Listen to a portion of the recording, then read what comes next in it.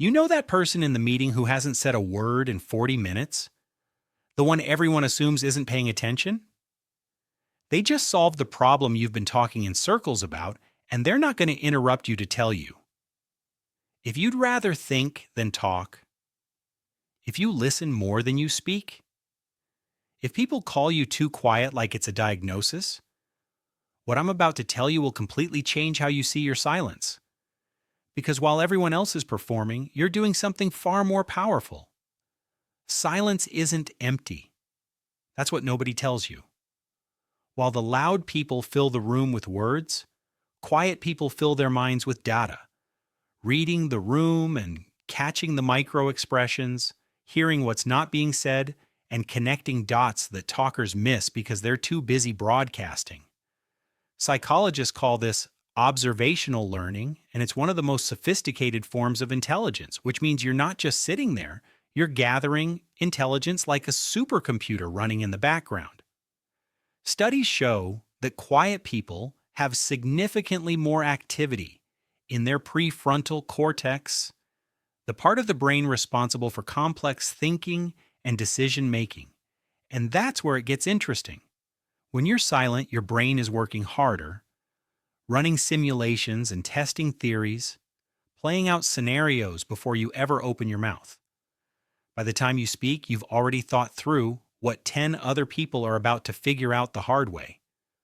Silence is the most underestimated power move in human psychology, and we need to talk about power. Who controls the conversation? The person talking or the person deciding when to talk? When you're silent, people lean in, they wonder and project. They fill your silence with their anxieties. Negotiation experts know this better than anyone. The person who speaks first often loses, while the person comfortable with uncomfortable silence wins. A 2018 study from the University of Michigan found that people who speak less in group settings are perceived as more thoughtful, more trustworthy, and paradoxically, more influential when they finally do speak, which means your words carry weight precisely because you don't waste them. You're not the boy who cried wolf.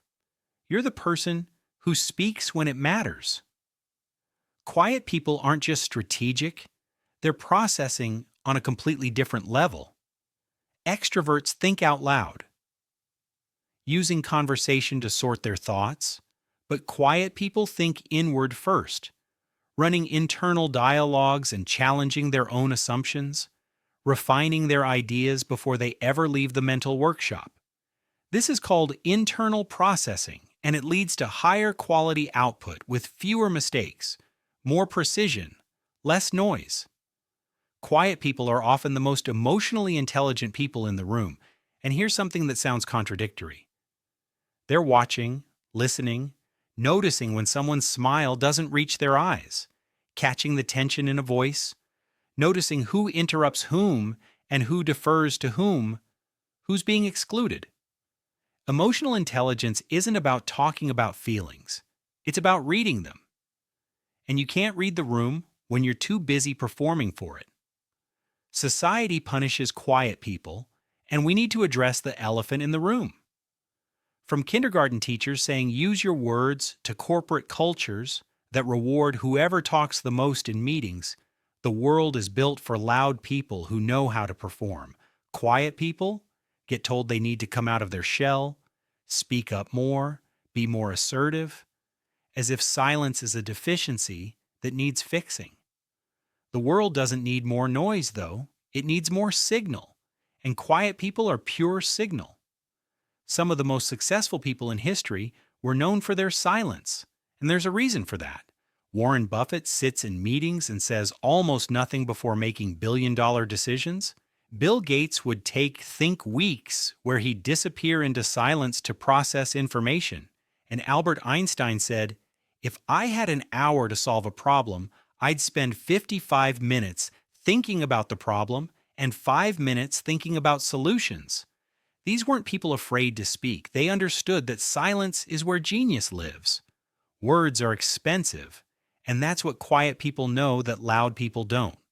Every time you speak, you're making a trade, trading information for attention and revealing your position. committing to an idea before you fully explored it. Quiet people are more careful with this trade, waiting until the exchange rate is favorable, speaking when their words will land instead of just when they feel like talking. Quiet people see through things faster, and we need to be honest about something. They're not distracted by their own voice, or their own ego, or their own need to be heard. They're watching patterns instead. A 2020 study found that people who score high in reflective silence are significantly better at detecting deception, identifying hidden agendas, and predicting outcomes because they're not caught up in what people say, they're watching what people do. Trust explains why quiet people often end up in positions of unexpected influence. People trust silence more than they trust constant talking because silence can't lie. And when you speak rarely, people assume you mean what you say. You're not spinning or performing or politicking. You're just telling the truth when it needs to be told, and that authenticity is magnetic and powerful. Some people are quiet because of anxiety, trauma, or fear, and there's a shadow side we need to talk about. Their silence isn't a choice, it's a cage. And for them, every moment of silence is filled with things they wish they could say but can't.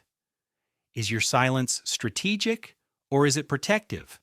Because one is strength and the other is struggling, both are valid but only one is a superpower.